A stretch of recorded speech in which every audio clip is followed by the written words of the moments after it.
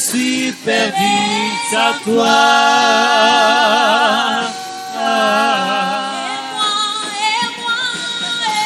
Et moi,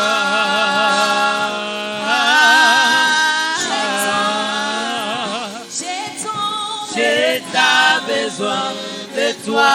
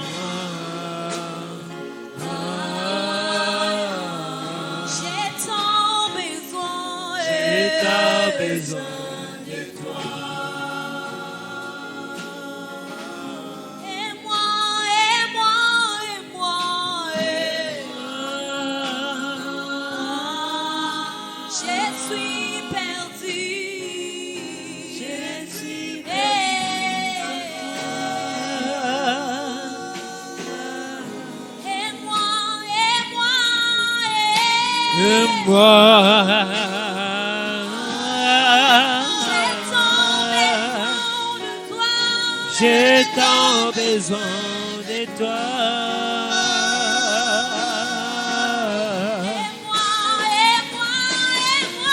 Et moi,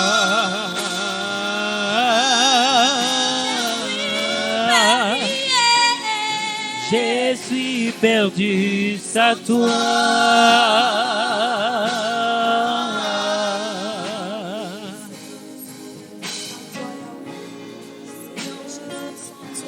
Sans toi, papa. Éternel, notre Dieu, nous sommes bénis devant toi. Nous avons besoin de toi, Seigneur Jésus. Nous te disons merci, Seigneur Jésus, de nous avoir amenés en ces lieux. Nous voici, Seigneur, nous sommes réunis en ces lieux. Nous sommes assoiffés de toi. Et nous avons besoin de toi, Seigneur Jésus. Nous avons besoin de toi en ces lieux. Père éternel, manifeste encore ta puissance en ces lieux. Car il n'y a que toi que nous sommes venus chercher en ces lieux. Nous ne sommes pas venus chercher un homme, mais nous sommes venus te chercher toi seul, afin que tu nous purifies, afin que tu nous changes, afin que tu nous délivres, afin que tu nous accordes ta grâce, afin que tu nous accordes ta volonté, afin que tu nous conduises, Seigneur Jésus. Il n'y a que toi que nous désirons à ce lieu. Merci Père éternel, parce que tu vas nous accompagner dans ce moment que nous pouvons passer avec toi, Jésus. Accorde-nous ton Esprit Saint. Souffle ton Esprit, Seigneur, en ce lieu. Souffle ta grâce en ce lieu, Jésus. Souffle, Jésus. Nous te faisons confiance.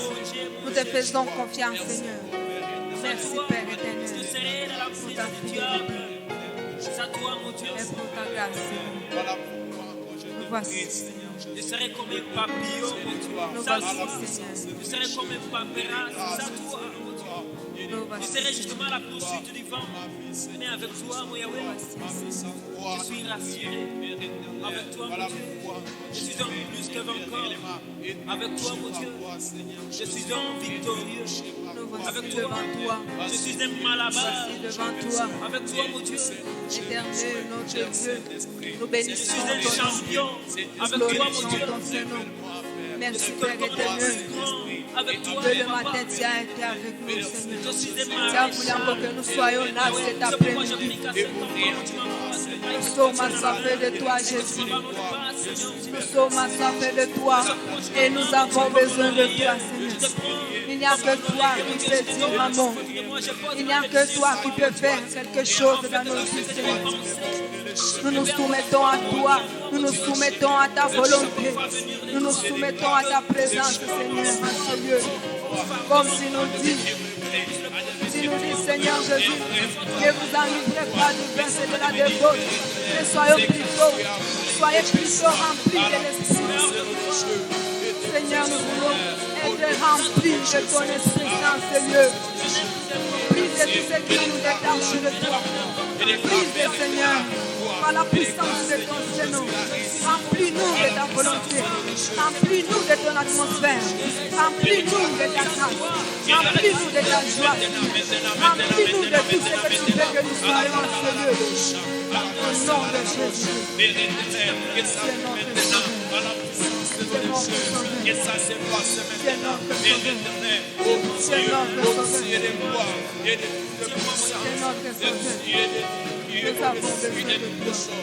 nous avons besoin de toi, Seigneur. Mon église a besoin de toi. Mon église a besoin de toi, Seigneur. Nous avons besoin de toi, Seigneur. Fléchissons nos genoux pour t'adorer, Seigneur. Pour te chercher, Seigneur. Nous voici, nous sommes assoiffés de toi, Jésus. Nous avons besoin de toi, Seigneur. Nous ne sommes pas venus chercher un homme. C'est toi que nous sommes venus chercher.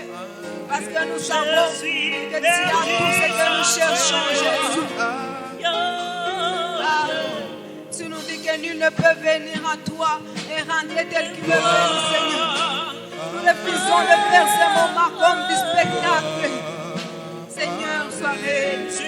Agis. Nous avons besoin de toi, Seigneur. Merci parce que tu es Dieu. Tu es Dieu, Seigneur. Merci.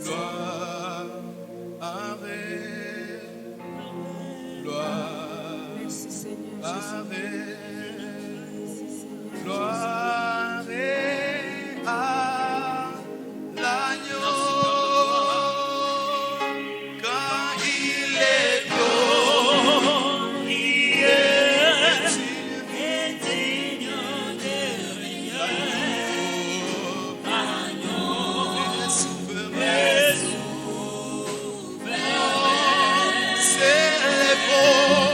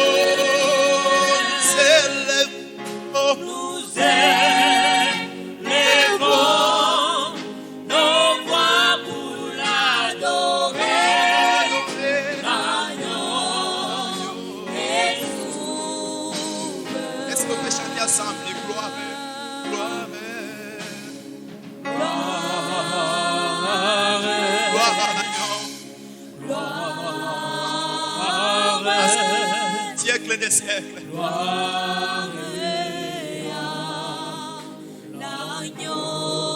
Est-ce que tu peux le dire? Gloire à l'agneau. Est-ce que tu peux commencer à le déclarer? Et je rends gloire à Dieu. Et puis monte, augmente le son de ta voix et dis quand il est glorieux. Et signe de régner. Il commence maintenant à régner dans ta vie.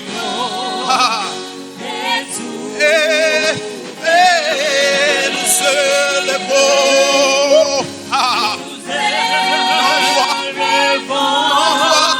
Nos voix pour l'adorer. Et souverain.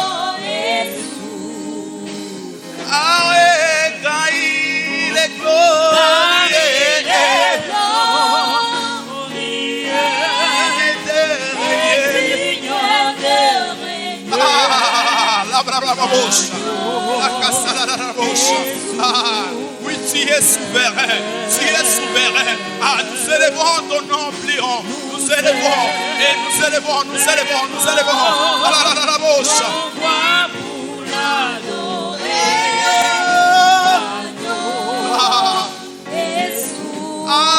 Chantons quand il est glorieux.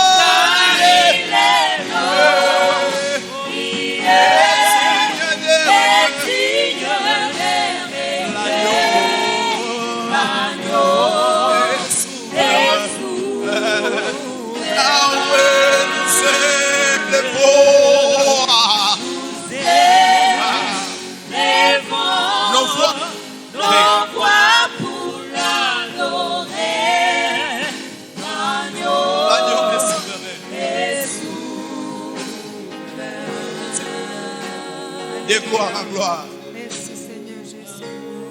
Tu peux maintenant Alléluia. Alléluia. monter de gloire en gloire. Alléluia. Amen. Est-ce qu'on peut se tenir debout dans la maison de l'Éternel?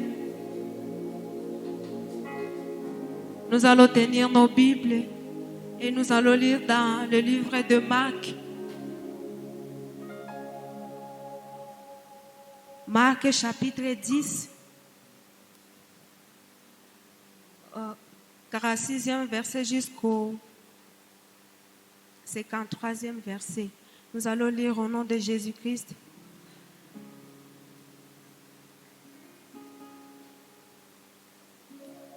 Ils arrivèrent à Jéricho, et lorsque Jésus en sortit avec ses disciples et une assez grande foule,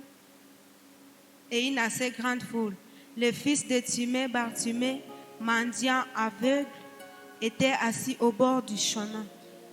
Il attendit que c'était Jésus de Nazareth et il s'est mis à crier: Fils de David, Jésus, aie pitié de moi. Plusieurs le reprenaient pour le faire taire, mais il criait beaucoup plus fort: Fils de David, aie pitié de moi. Jésus s'arrêta et dit: Appelez-le. Et il appelait l'aveugle en lui disant: Prends courage, lève-toi, il t'appelle. L'aveugle jeta son manteau et se levant de bond vers Jésus. Jésus prenant la parole lui dit: Que veux-tu que je fasse? Rabouni lui répondit l'aveugle: Que je recouvre la vue. Et Jésus lui dit: Va, ta foi t'a sauvé. Aussitôt, il recouvra la vue et suivit Jésus dans le chemin. Est-ce qu'on peut acclamer Jésus-Christ? Lui qui allait de lieu à lieu faisant de miracles, guérissait le malade, il purifiait le lépreux, il est le Dieu. Nous qui sommes derrière, est-ce qu'on peut devancer pour la gloire de Dieu? Nous voulons crier à Dieu. Des fois, nous sommes nombreux et nous tous, nous sommes en train de crier Jésus-Christ. Nous tous, nous sommes en train de crier, mais nous ne sommes pas de crier. Nous ne sommes pas en train de crier comme Bartimée qui a crié à Jésus-Christ. Plusieurs personnes reprenaient: Fils de David, de Jésus-Christ, aie pitié de moi. Fils de David, de Jésus-Christ, aie pitié de moi. Mais c'est Bartimée qui est arrivé à arrêter Jésus-Christ. Et Jésus lui a dit que ta foi t'a sauvé. Il y a quelqu'un qui peut commencer à crier à l'Éternel. Il y a quelqu'un qui peut commencer à crier à l'Éternel. Nous sommes nombreux à ces lieux, mais où sont les Bartimée en ces lieux? Où sont les Bartimée en ces lieux? Où sont les Bartimée en ces lieux? Bien-aimé, tu as le manteau que tu dois tomber. Tu as le manteau que tu dois enlever. Tu as le manteau que tu dois enlever dans ta vie. Tu peux commencer à crier à l'Éternel. Tu peux commencer à dire à l'Éternel: Seigneur, je tant de choses à moi que tu n'apprécies pas. Je tant de choses à moi, Jésus, que tu n'apprécies pas. Je crie à toi ce soir. Je crie à toi ce soir. Je crie à toi ce soir. Je crie à toi ce soir. Oh Elohim, je crie à toi ce soir, Jésus. Je veux voir comme tu le veux. Je veux être comme tu le veux, Seigneur. Je veux voir, je crie à toi, Seigneur. Quelqu'un peut commencer à crier à l'Éternel. Quelqu'un peut commencer à crier. Jésus, nous crions à toi ce soir. Nous savons que c'est toi qui as la parole de la vie. Nous savons que c'est toi qui as la parole de la vie, Jésus. Et que nul ne peut venir à toi et rentrer tel qu'il est venu, Seigneur.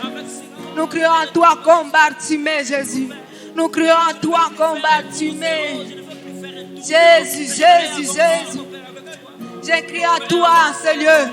J'écris à toi en ce lieu. J'écris à toi en ce lieu, Jésus.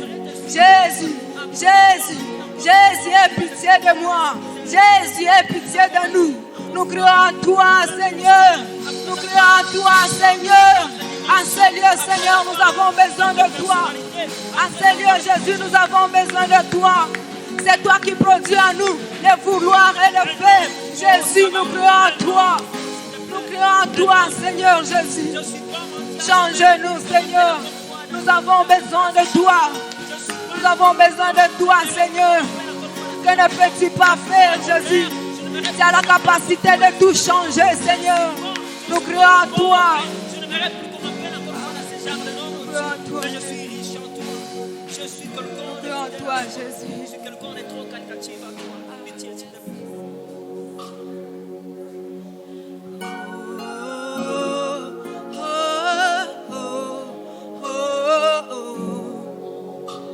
Je crie à toi,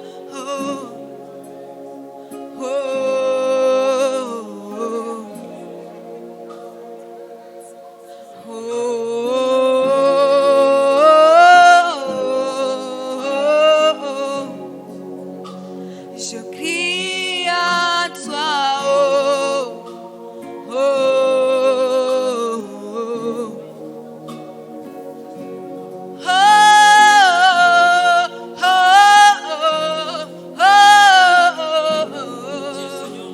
je crie à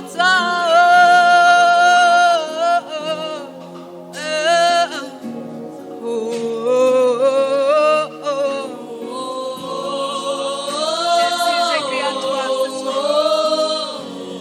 je crie à toi ce soir. Ça vient du fond de mon cœur, Jésus.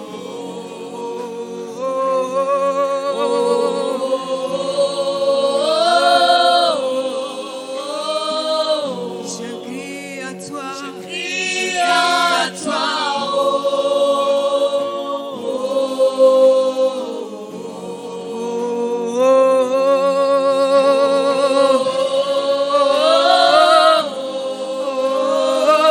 Je crie à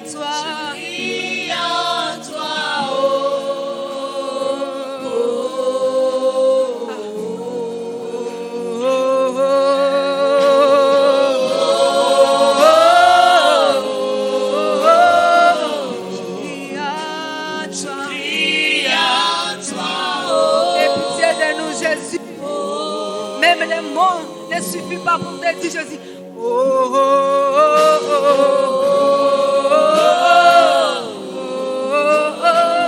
Je crie à toi.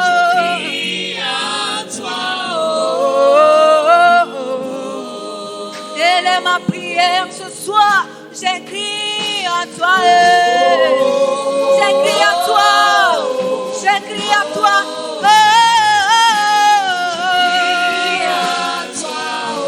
Change-moi. Change-moi.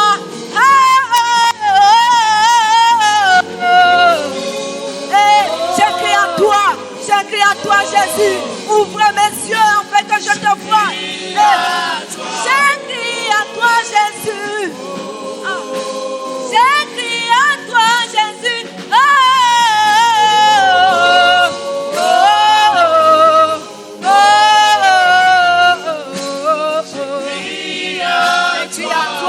J'écris à toi. Dans mon église, Seigneur, nous crions à toi. Nous crions à toi, Jésus, ce soir. Nous avons besoin de toi.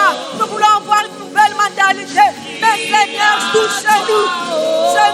Touche-nous. Touche-nous. Nous ne pouvons pas de nous-mêmes, Jésus. Nous crions à toi.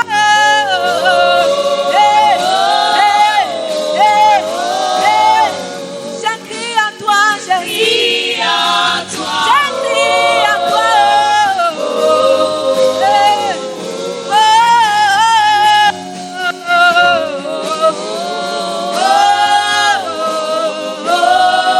J'écris à toi.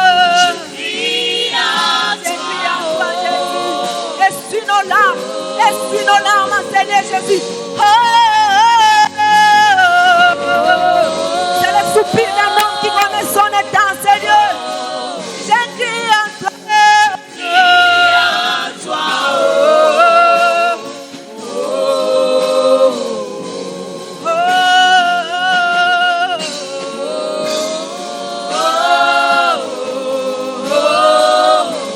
J'écris à toi, Jésus.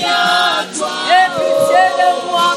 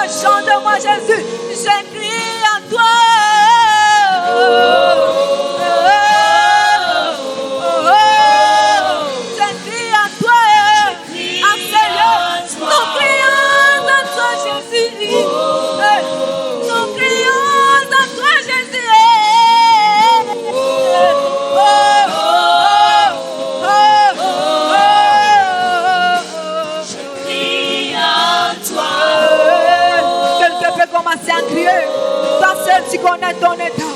Toi seul, tu connais ton état en ce lieu. Tu peux commencer à crier à l'Éternel. Éternel, nous crions en toi, Jésus. Nous avons besoin de toi. Nous avons besoin de toi, Seigneur Jésus. C'est pour cela que nous crions en toi. Nous crions en toi, Seigneur Jésus. Nous reconnaissons que c'est toi le vrai guerrier. Nous reconnaissons que c'est toi qui es le vrai guerrier. Viens, Seigneur, change nos vies. Change nos vies. Change nos vies. Change nos vies, Seigneur. Nous avons besoin de toi. Nous avons besoin de toi, Seigneur. Dans mon église, nous avons besoin de toi. Dans notre travail, nous avons besoin de toi. Dans nos études, nous avons besoin de toi. Dans mon pays, nous avons besoin de toi. Nous avons besoin de toi. Dans toutes choses que nous faisons, Seigneur. Dans toutes choses que nous faisons, Seigneur. Nous avons besoin de toi. Nous avons besoin de toi. Règne en ce lieu. Règne en ce lieu. Règne en ce lieu. Règne en ce lieu. Règne en ce lieu. Règne en ce lieu. Nous avons besoin de toi. Nous avons besoin de toi. Nous avons besoin de toi, Jésus. Jésus. Jésus. Jésus. Jésus. Nous avons besoin de toi en ces lieux. Nous avons besoin de toi, Dieu. Est-ce que tu puisses encore former parmi tes élèves, et que tu me tailles, que tu m'enseignes encore, s'il te plaît. Je vais apprendre à l'étude. Je vais apprendre à l'étude. Je suis là, Seigneur, que toi, s'il te plaît. Aie pitié de moi. Ici et maintenant, ça se passe maintenant. Ici et maintenant, touché. Ici et maintenant, nous sommes en train de le déclarer. Ça se passe maintenant. Ici et maintenant, si tu le crois, tu vas chanter avec moi. Touché. Est-ce qu'on peut le dire avec l'assemblée? Ici et maintenant, ça se passe maintenant. Ici et maintenant, touché. Tu peux le faire comme une prière. Ici et maintenant, ça se passe maintenant. Ici et maintenant, touché. Ici et maintenant, Jésus est en train de le faire. Ici et maintenant, Ça se passe maintenant. Ici et maintenant, si tu vas crier, ça va se passer justement. Ici et maintenant, ça se passe maintenant. Ici et maintenant, touché. Ah. Ici et maintenant, ça se passe maintenant. Ici et maintenant, touché. Ici et maintenant, ça se passe maintenant. Ici et maintenant, touché, touché. Ici et maintenant, ça se passe maintenant. Ici et maintenant, je suis touché. Ah. Ici et maintenant, ça se passe maintenant. Je le crois. Ici et maintenant, je suis changé, touché. Oh. Ici et maintenant, ça se passe, ça se passe, ça se passe, ça se passe. Ici et maintenant, je vois. Hey. Oh, ici et maintenant, ça se passe maintenant. Ici et maintenant, je suis touché. Ah. Ici et maintenant, ça se passe maintenant. Ici et maintenant, tu peux le déclarer comme une prière. Oh, oh, oh, ici et maintenant, ça se passe, ça se passe, ça se passe, ça se passe, ça se passe, ça se passe, ça se passe. Hey. Oh, oh, oh, ici et maintenant, ça se passe maintenant. Hey. Ici et maintenant, ici en ce lieu, ici en ce lieu, ici en ce lieu, ça se passe, ça se passe. Ici et maintenant, hey. Ici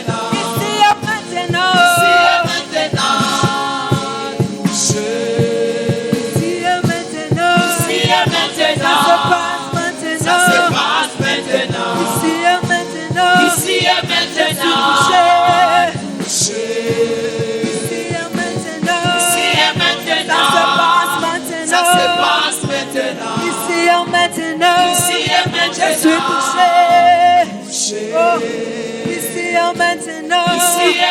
Ça se passe maintenant. Je ne vois pas la chose, mais j'ai dit ici et maintenant. Ça se passe maintenant. Je ne vois pas la chose, mais j'ai dit ici et maintenant ça se passe. Oh, ça se passe, ça se passe. Oh, ça se passe, ça se passe. Je le vois. Ici et maintenant. Ça se passe maintenant. Ton problème va finir ici et maintenant si tu le crois. Toucher, toucher, toucher. Ici, ça se passe maintenant. Je suis touché, je suis guéri. Oh, ici maintenant, ça se passe, ça se passe. Il le fait, il le fait, il le fait. Il te touche, il te touche, il te touche, il te chante, il te bénit, il te guérit, il te guérit, il te transforme, il te transforme. Ici, ici, ici, ici, ici, maintenant. Ça se passe maintenant, il le fait. Touché, oh, ici et maintenant. Ça se passe, ça se passe. Il le fait, et ça m'épouvante. Il le fait, il te touche, il te change, il te transforme, il te guérit. Tu le chantes. Ici, ici, ici. Oh, ici et maintenant. Ça se passe maintenant. Ça se passe maintenant. Ici, il te guérit de toute la maladie. Si tu le crois, ici, ça se passe, ça se passe, ça se passe, ça se passe.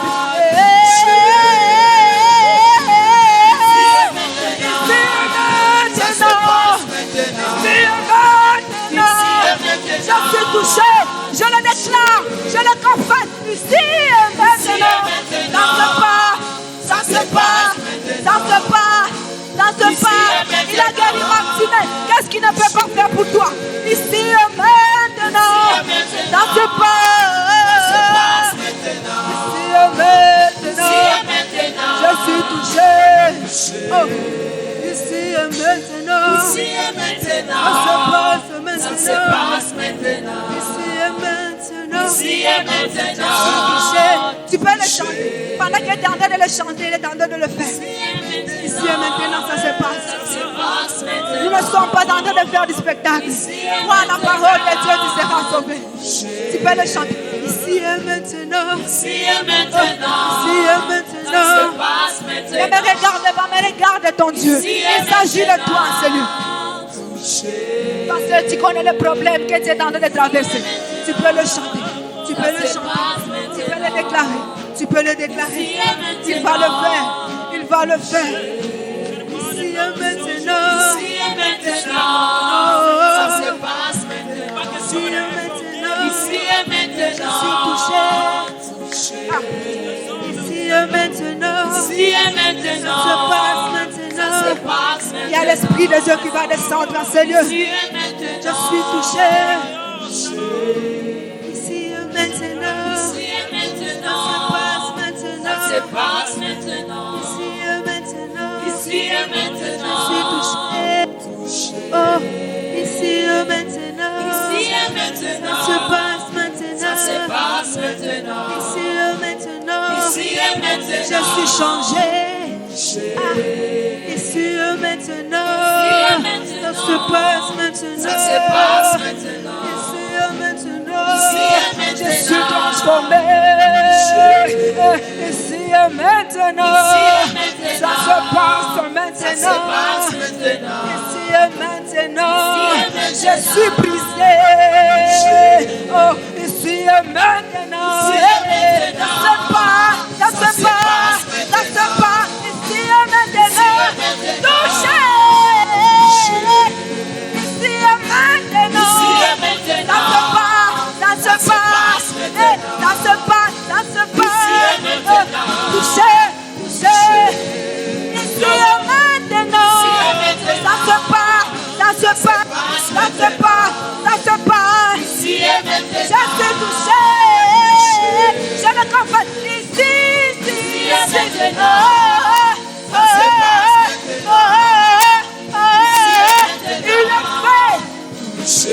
Il te transforme ici et maintenant. Ça se passe, ça se passe, ça se passe, ça se fait, ça exécute. Ici, ça se passe.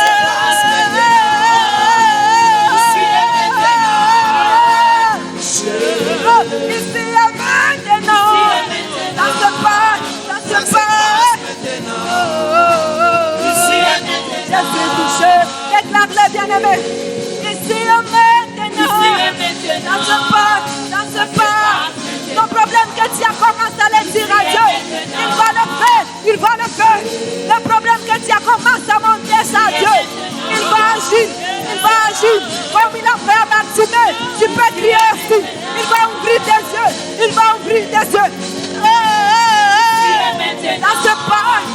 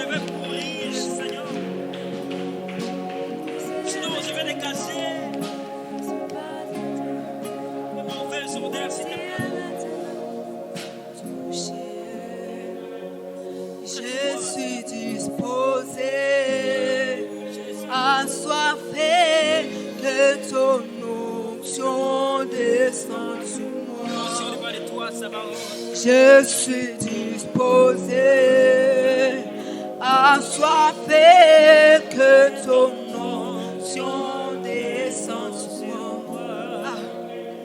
Je suis disposé, assoiffé, que ton onction descende sur moi. Je suis disposé, assoiffé, que ton onction descende sur moi. Je suis disposé, assoiffé, que ton onction descende sur moi. Je suis disposé, assoiffé, que ton onction descende sur nous. Je suis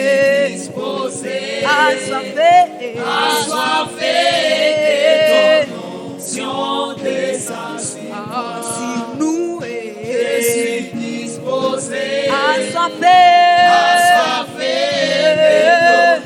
onction descende sur moi. Je suis disposé, assoiffé,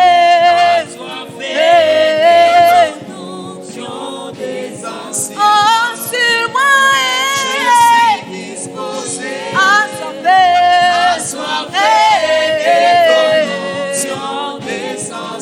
aujourd'hui, pas demain, je suis disposé, assoiffé, sur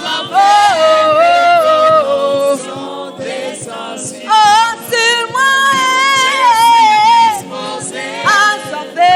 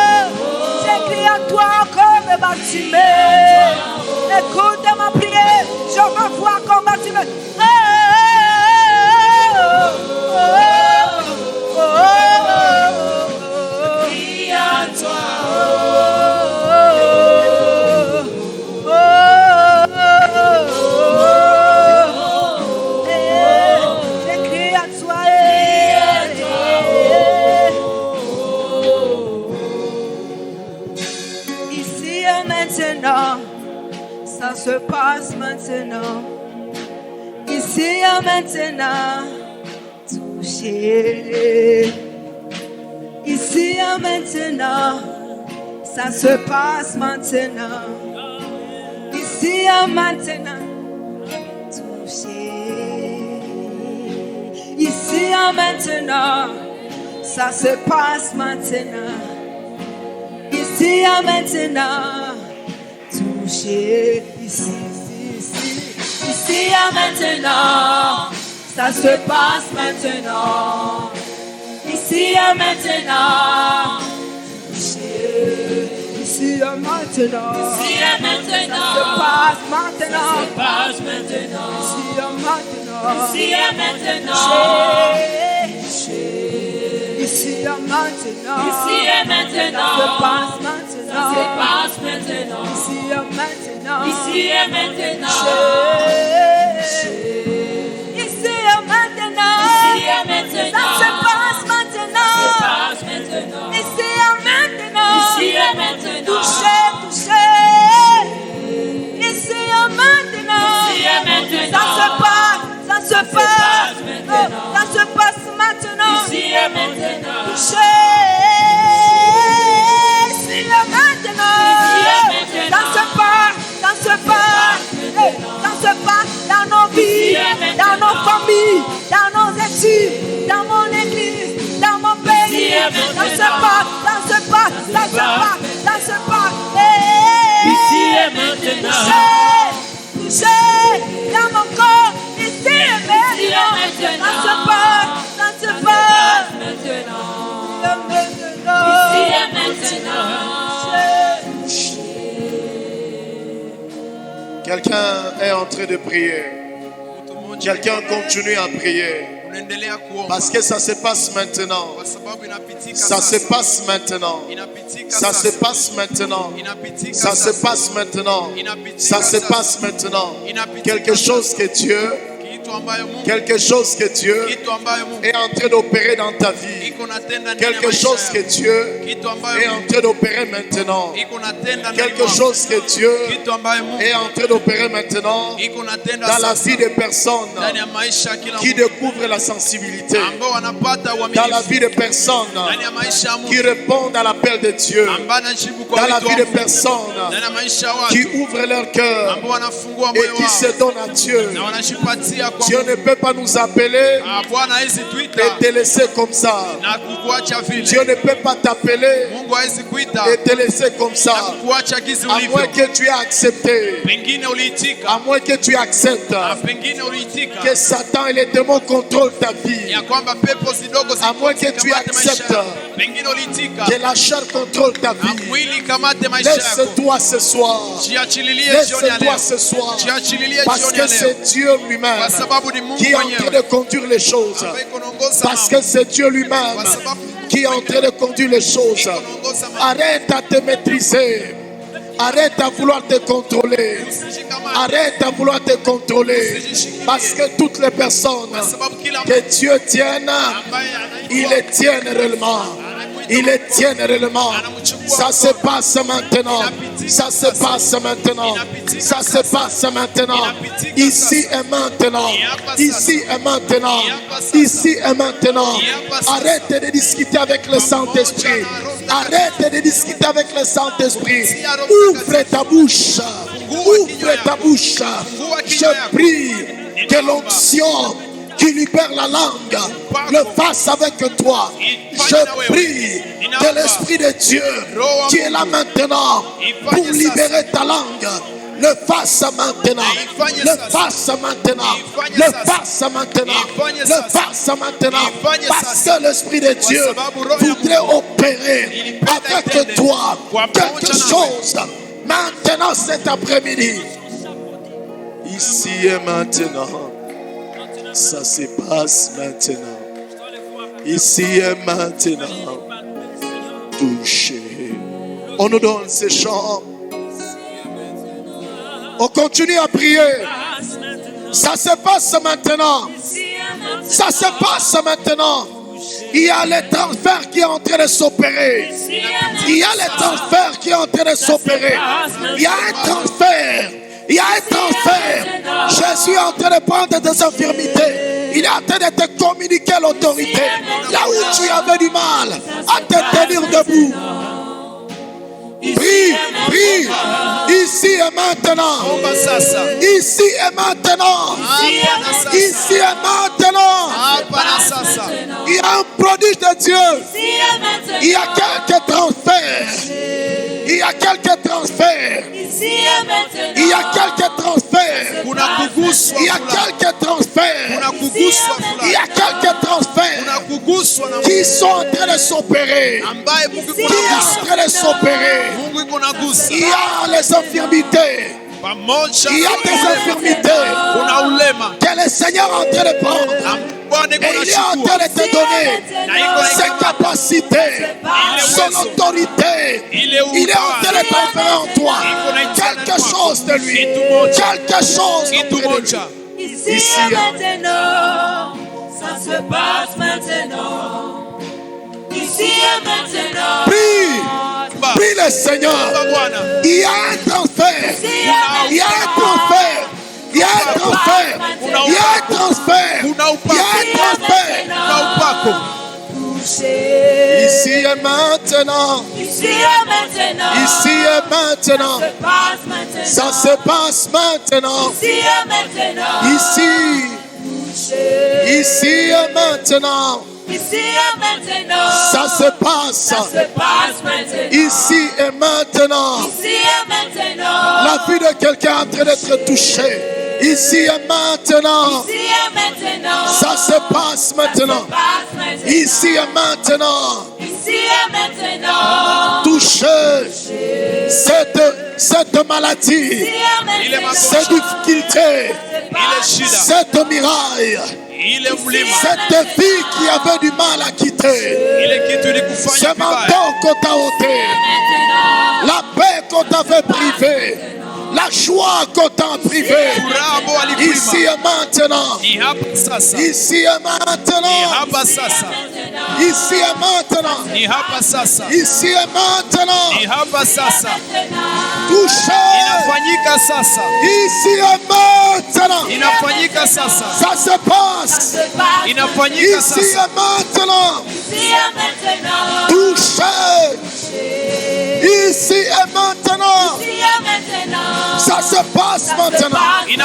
Ici et maintenant, Christine, là où tu es à Goma, je déclare cette maladie-là, cette maladie d'attente qui est malade.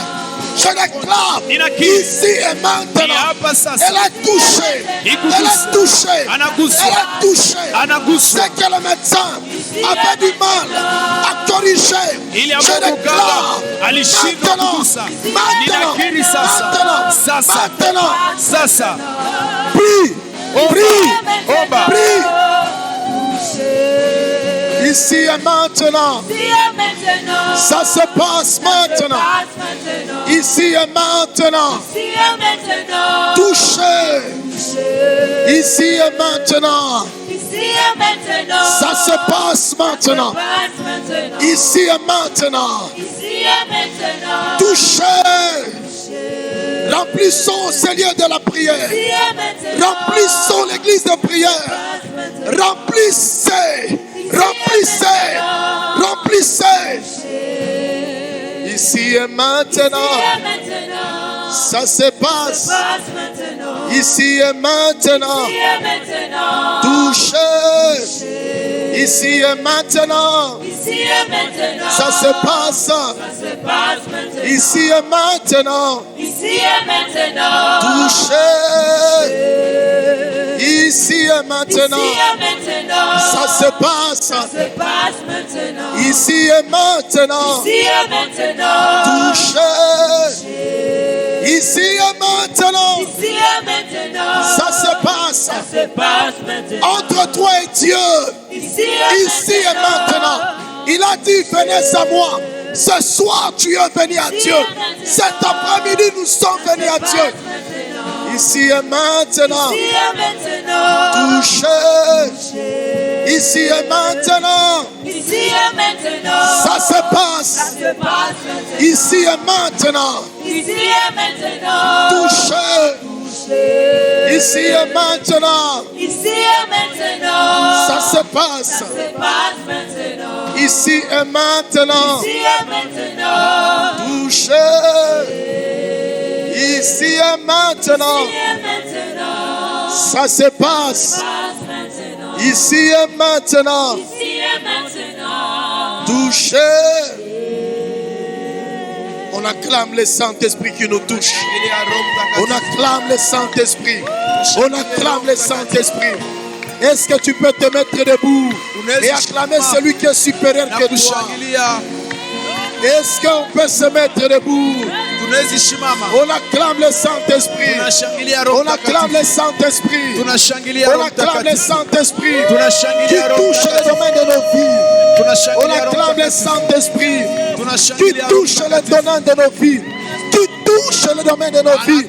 Et on remplit ces lieux des acclamations à son honneur. On remplit ces lieux. On remplit ces lieux. On remplit ces lieux. On remplit ces lieux. On remplit ces lieux des acclamations à son honneur. Saint-Esprit, merci. Merci.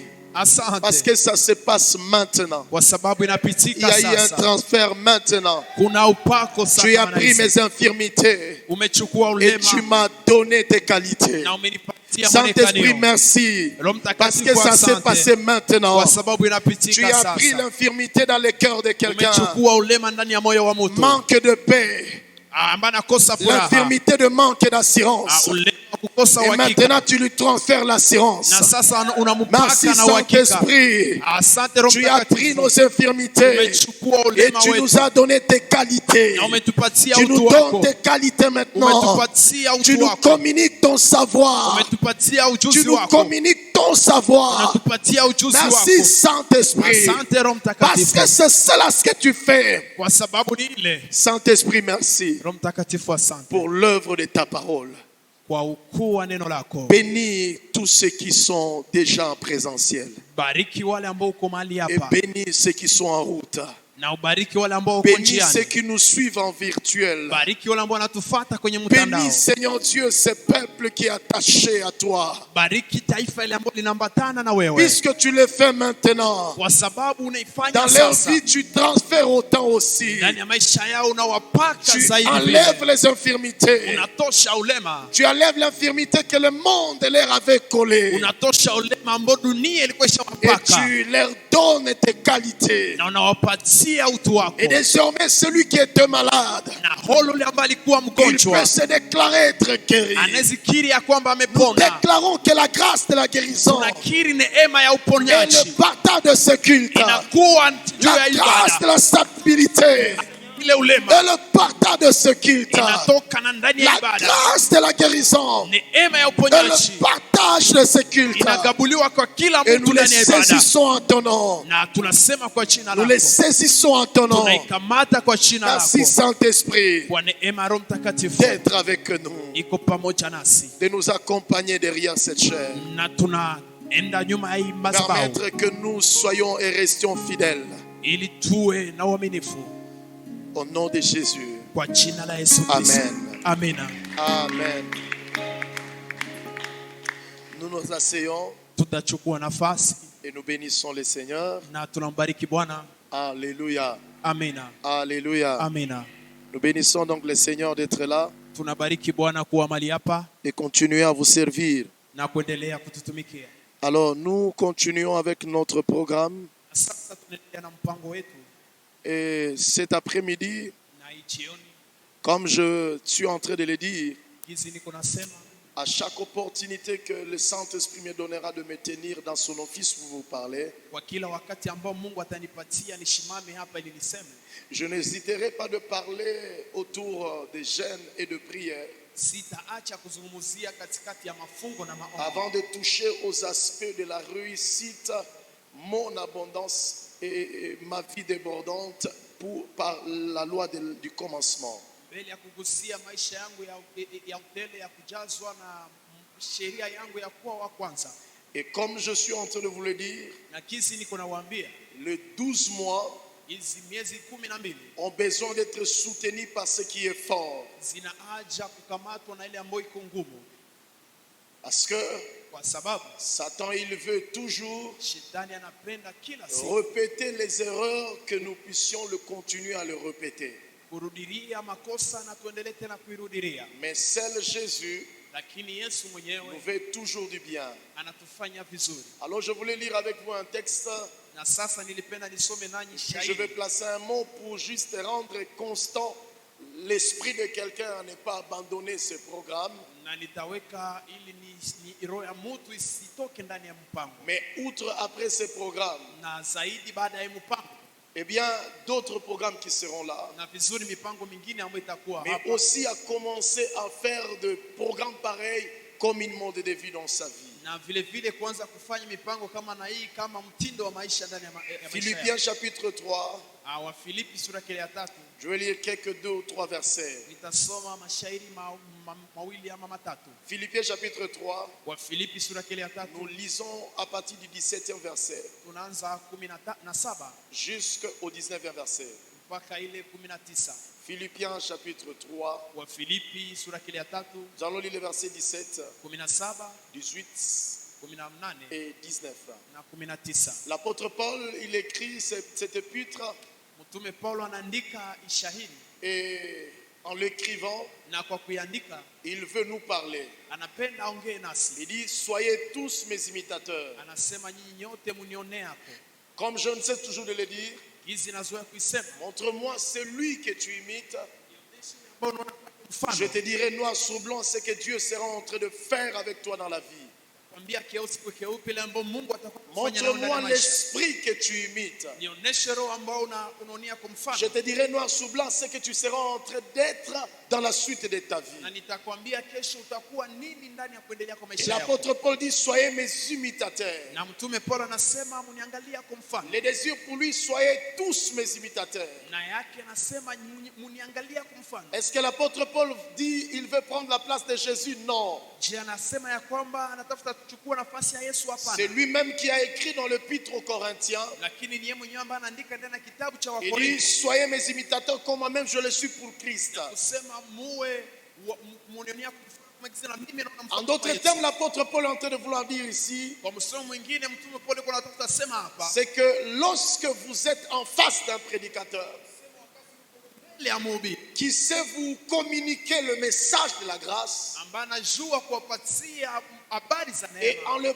puisant autant dans l'ancienne alliance et dans le Nouveau Testament, na kuishota ndani ya agano jipya na ndani ya agano sachez que jipya, de tels leaders spirituels, amjue uongozi wa namna hii, lorsque vous les avez sur votre chemin, wakati mnaikuwa nayo ndani ya njia yetu, vous finirez toujours dans le succès. utamaliza ndani ya kuweza. Alors il dit, soyez tous mes imitateurs. Na sasa nasema munionea kwenye wenye C'est-à-dire que l'apôtre Paul est en train de dire, ni kusema mtume Paulo kuna la sema personne clé que cette personne enseigne, mtu ambaye anafundisha c'est Jésus. ni Yesu Kristo, Mais quand il dit, soyez tous mes imitateurs, lakini wakati anasema muniangalilie yako, il est celui qui est en train de nous montrer son cœur. ni yeye kuna tuonesha C'est qu'il ne sert pas, il ne cherche pas à servir Dieu pour le bien, ni kusema atafute kumtumikia Mungu kwa ajili ya vitu, mais il cherche à présenter Christ rien que Christ. lakini anapenda amuoneshe Yesu nyuma Yesu. En d'autres termes aussi, il veut dire, Sema mwingine même si anatafuta je ne sema mange pas aujourd'hui, hata kama sile leo, mais mon regard est d'abord servir Christ. lakini kuona kwangu ni kumtumikia kwanza Yesu. Même si que je n'ai rien où dormir, Hata kama sina mahali pa kulala, même si que tout tourne mal tout autour de moi, hata kama yote, mais lorsqu'on me dira qui choisir, lakini wakati wataniambia je nichague nani, choisirai d'abord l'Éternel. nitachagua kwanza wa milele. C'est pourquoi la Bible parle de Jésus. Nazungumzia Yesu, Il s'est donné, alijipatia, alors que sur la terre il n'y avait rien qui pouvait être aimable. ijapokuwa duniani hakuwa kitu ambacho kile kingekuwa kia. Il y a beaucoup de choses à parler là-dessus. Kuna vitu vingi ya kusemea Mais pale, il dit, soyez mes imitateurs tous, frères, lakini anasema mniangalilie yako gizi ndugu, et portez le regard sur ceux qui marchent selon le modèle que vous avez en nous. Na muangalie kwa wale ambao waniangalia hapo mimi. Montre-moi ton modèle. Nionyeshe mfano wako. Montre-moi la personne que tu as dit que c'est ton modèle. Nionyeshe mtu ambaye ulisema ni mfano Et wako. ici, les personnes modèles sont partout. Na hapa kila mtu mfano iko Dans mahali ton pote. travail, qui est ton modèle? Ndani ya kazi yako nani mfano Dans wako? l'œuvre de Dieu, qui est le modèle? Ndani ya kazi ya Mungu Ne me dis mfano pas wako que ni toi nani? tu connais Jésus. Usiseme ya kwamba unamjua Ne me dis Yesu. pas que toi tu reçois des Usiseme ya révélations. kwamba unachukua mafunuo. Mais il dit Lakini anasema selon le modèle. anasema kufuatana na Le mfunuo. modèle qui est à nous. Anasema kufuatana na Je mfano le wako ndani répète mwetu. encore ici. Ninarudilia tena L'apôtre hapa. Paul ne prend pas le modèle de Christ. Mtume Paulo achukue mfano wa Yesu. Dieu est un esprit. Mungu ni roho. Même pendant que nous prions Na là-bas, hata wakati tunaomba il est là. iko hapa. Mais quand on te regarde, Lakini wakati la manière unakuwa dont tu es censé t'approprier Dieu, namna gisi unakamata Mungu, mais tu ne t'appropries pas Dieu. lakini haukamate Mungu. Pour quelle raison? Kwa nini? Premièrement, Ya kwanza c'est peut-être faute de la parole de Dieu. pengine ni kosa ya neno la Mungu. Deux aussi, Ya pili faute de l'ignorance aussi. kosa ya kutokujua. Mais trois aussi, Ya tatu la chair aussi participe dans ça. ana mwili pia inakuwa miongoni Et mwa aussi ile. les démons participent à ça. Vile vile pepo pia zinakuwa Et miongoni mwa te ile. faisant croire que Na watu wanazani ya Dieu, kwamba Mungu il n'est pas là. haiko pale. Mais pourtant, Ijapokuwa Dieu dit, Mungu anasema venez à moi, mkuje kwangu. venez à moi. Mkuje kwangu. Dieu, il t'a appelé. Mungu alikuita. Dieu, il nous a attirés. Mungu alituita. Et il est là. Na iko hapa. Et savoir déjà qu'il est là Na kujua tayari iko hapa est un gap, ni est une nguzo, bénédiction. ni baraka. Eh bien, qui va déclencher Na vizuri ambayo que la main de Dieu te itaonesha touche. mkono wa Mungu na kugusa. Mais il dit, Na anasema ceux qui marchent selon le modèle. wale ambao wanatembea kufuatana na mfano. Si l'apôtre Paul est en train de crier le modèle, Kama mtume Paulo iko na yama c'est-à-dire mfano. qu'il est conscient. Ni kusema iko na Et ile il y a des zamiri faux modèles qui sont là. ya kwamba kuna mifano mibambo ziko pale Mais que vous avez à nous, ambao tunakuwa nazo ndani à mwetu voir en lui. ya kuona ndani mwake. C'est-à-dire que c'est une personne à qui on a suivi à la loupe. Ni kusema ni mtu ambaye ulimfuata kinyume nyume. On va avancer un peu. Utaendelea. Il dit car Anasema kwa sababu il en est plusieurs kunakuwa watu wengi qui marchent en ennemi de la croix de Christ. ambao wanatembea na wadui wa msalaba wa Kristo. Et je vous en ai souvent parlé. Na niliwaambia mara mingi. Et j'en parle maintenant encore en pleurant. Na ninasema tena sasa nikilia. Quelle dimension de prédicateur. Kiwango gani ya Il mhubiri est en train de prêcher, ambayo iko na mais ubiri il pleure. lakini Il ne analia. pleure pas les émotions. Halie hisia. Il ne pleure pas par émotion. Halie kupitia Mais il hisia. pleure à cause de ces retards de peuple. Lakini analia kwa kuchelewa kwa taifa. Mais aussi il pleure parce que les gens, Na analia kwa sababu watu ils disent que non, ils n'ont pas besoin de modèle. wanasema hapana, hawana haja ya hisia. Mais donnez-moi le verset 19. Amunipatie sura kile ya Et il dit 19. ceci, voici ce qu'il ajoute. Na nasema angalia ambayo anaongeza. Dans le verset 19, voici, 19 il dit toutes les personnes wale watu wote qui n'ont pas le bon modèle, ambao hawana mfano mzuri, toutes les personnes wale watu wote qui ne soupirent pas avoir un modèle, ambao watamani kuwa na mfano, modèle en tout, mfano kwa kila kitu, mais tout ceci lakini hii yote doit avoir comme un inspirateur inabidi kuwe na vuvio le fulani Seigneur Christ. ambao ni Bwana Yesu Mais Kristo. comme le Seigneur c'est un mystère, Na sasa Yesu Kristo ni c'est un mystère, ni siri fulani, un miracle, ni siri miujiza fulani, un esprit qu'on ne peut pas comprendre. ni roho ambayo zielewa, Il passe au travers des êtres humains, anapita katikati ya que wanadamu lui-même il travaille. ambaye mwenyewe Il ne anamtumika. le travaille pas une seule fois. Hatumike mwanadamu tu Il ne siku le moja, travaille pas un mois. hamtumike tu mwezi moja, Il se laisse être travaillé par Christ. lakini mwanadamu anajiacha atumikwe na Yesu Chaque jour de leur vie. kila siku ya maisha yake, Et ils finissent toujours par dire, na anamaliza akisema non pas moi, hapana mimi, mais que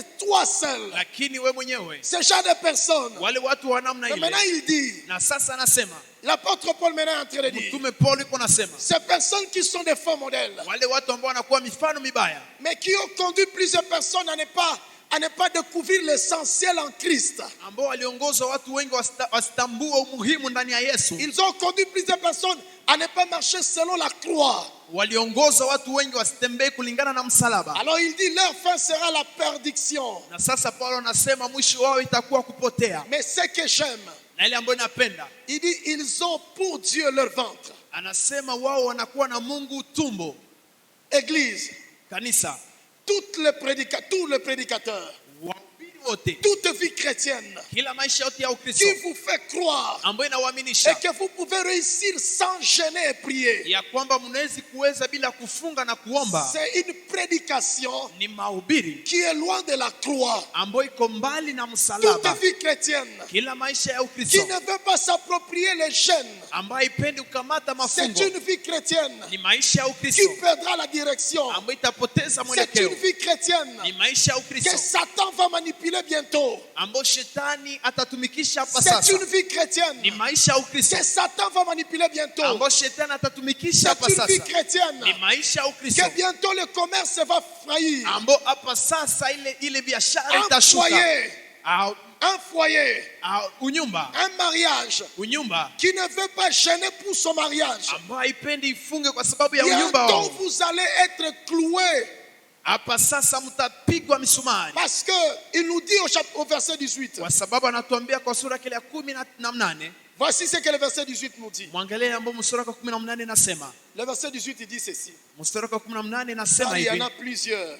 kwa sababu kutakuwa Car watu wengi, il en est plusieurs. kunakuwa watu wengi, Il en est plusieurs chrétiens kunakuwa qui Wakristo marchent wengi en ennemi de la croix. ambao wanatembea pamoja na C'est quoi adui wa être ennemi de la msalaba. croix? Ni nini kwa adui ya msalaba? Une partie de être ennemi de la croix, Mgambo moja ya kuwa adui ya c'est msalaba lorsque vous ne voulez pas vous passer de la nourriture. ni wakati ambapo haushinde chakula, Vous ne voulez pas vous passer de la nourriture. haupendi ushinde Et chakula, vous avez votre Dieu comme ventre. na unakuwa na Mungu wako kama tumbo. Donc tant que tu n'as pas encore mangé, Wakati haujakula toi tu ne peux rien faire. ni kusema wewe Et hauzifanya chaque kitu. jour, tout ce que tu sais dire, Kila siku ile ambayo unazoea sema, Christ a tout accompli.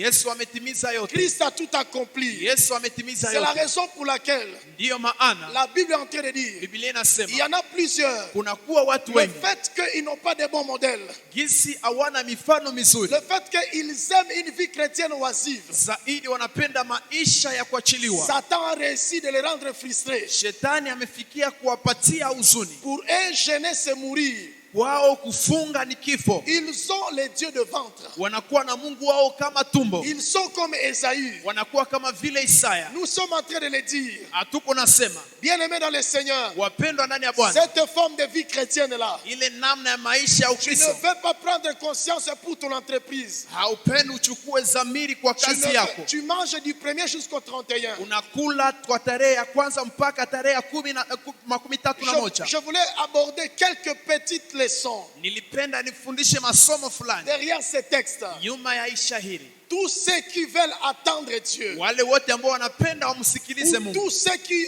se posent des questions ama wale wote ambao wanajiswali autour des sujets.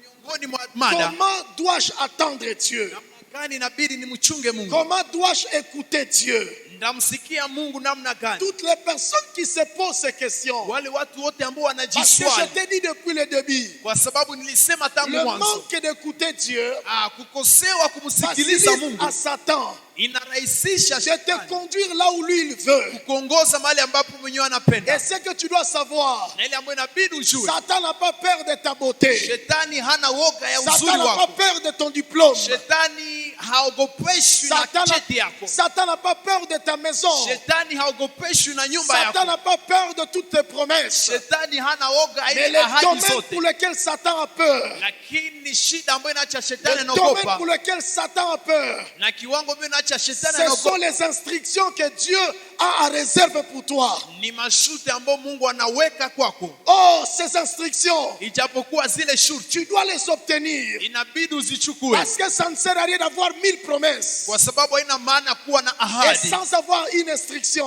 na bila kuwa na shurti. Dieu marche avec toi au départ des instructions. Mungu anatembea nawe kulingana na shurti, Et les instructions les plus values dans ta vie, na zile shurti haziishi ndani ya maisha tu yako. dois les obtenir pendant le moment où tu es vraiment dans le désert. Inabidi uzikamate wakati uko ndani ya jangwa, Parce que là, le Seigneur veut te parler. kwa sababu ndani ya jangwa Yesu anapenda aongee na Alors, wewe. la leçon que je suis en train de dire, Na sasa somo ambalo niko nasema, tous ceux qui veulent attendre Dieu. wale wote ambao wanapenda Ou tous wamsikilize ceux qui Mungu, ont des problèmes à attendre Dieu ama wale wote ambao wanakuwa na ugumu wa dans kusikia leur Mungu vie. ndani ya maisha yao, Parce qu'ils ont opté kwa sababu walikamata la dimension d'être paresseux. kiwango ya kuwa wavivu. C'est ça ce que la Bible nous dit Ile ici. ambayo Biblia inatuambia hapa, Ils ont le Dieu de ventre. wanakuwa na Mungu kama tumbo, Ils ont le Dieu de ventre. wanakuwa na Mungu kama Ils ne tumbo, peuvent pas se passer des arachides. hawawezi pita kwa Tu ne peux pas kalanga, te dépasser justement de kéké.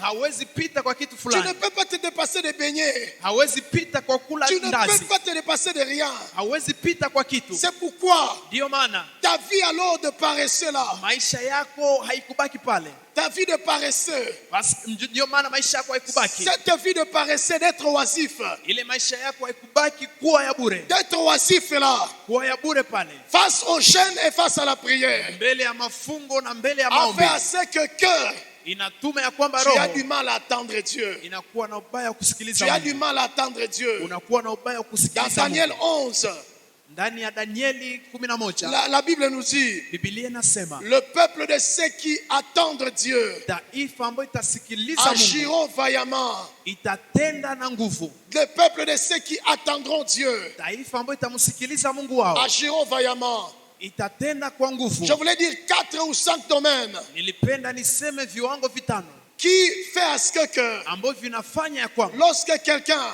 wakati mtu échoue d'attendre Dieu, anashindwa kumsikiliza Mungu, c'est que cela peut engendrer. ile ambayo inaweza saa Premièrement, ya kwanza, toutes les personnes wale watu wote qui ne prennent pas conscience de gêner. ambao wachukue dhamiri ya kufunga, Comme je l'ai dit, ça engendre la paresse, hizi nasema inazaa uvivu, mais aussi ça engendre la faiblesse. na vile vile inazaa kuchoka, Ça engendre la paresse, inazaa uvivu ça engendre la faiblesse, na inazaa mais ulemavu, aussi ça engendre manque de puissance. na vile vile inazaa kutokuwa na nguvu. Toutes les familles, Kila jamaa, toutes les églises, kila kanisa, tout pasteur kila pastor, ou tout serviteur, kila mtumishi wa Mungu, que ce soit choriste ou que ce soit protocole ou média ou qui sais-je, ikuwe mwimbaji, ikuwe mshemasi, ikuwe mtu parce que anatumika nous tous nous sommes kwa vitu vya serviteurs, wasiliano, parce que sote nous tous nous tunatumika sommes ndani ya kazi ya serviteurs, Mungu, nous tous nous sommes serviteurs. sote tunatumika ndani ya kazi Je ya voulais Mungu. vous donner l'une des plus grands secrets, Nilipenda niwapatie siri moja, mais comme je l'ai dit aussi,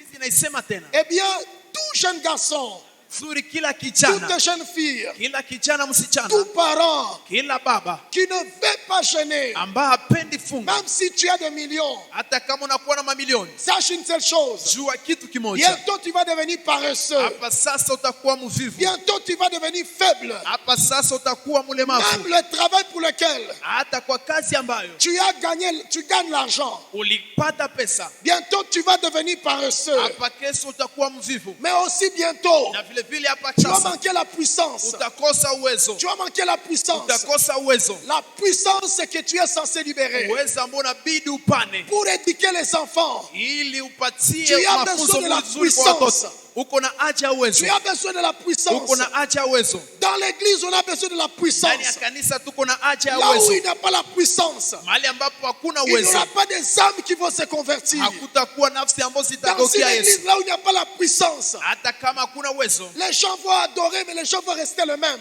mahali ambapo hakuna uwezo, watu wataabudu lakini Parce que watabaki le wale but wale, de l'église, kwa sababu lengo la le kanisa, but de l'église, lengo la kanisa, Jésus a dit, Yesu je alisema bâtirai mon église. nitajenga Et kanisa langu, lui-même la puissance. na hata ile uwezo Démoniaque ne résistera pas. ya kishetani Là haitaifikia. où il n'y a pas la puissance, Uwezo. les gens sont difficilement corrigibles. Watu wanakuwa na ugumu Là où kupewa il n'y a pas la mafunzo. puissance. Wahali ambako hakuna Oh, uwezo, la puissance, ijapokuwa nous uwezo, la récupérons où? tunaikamata wapi? Nous la récupérons dans les chaînes. Tunaikamata ndani ya Là où mafungo, il n'y a pas une vie de chaînes, mahali ambapo hakuna maisha ya bientôt mafungo. Satan va te proposer une bouteille. Hapa kesho shetani atakupatia pombe, Là où il n'y a pas la puissance, mahali ambapo hakuna uwezo. oh, bientôt Satan Hapa kesho va te faire croire à une corruption.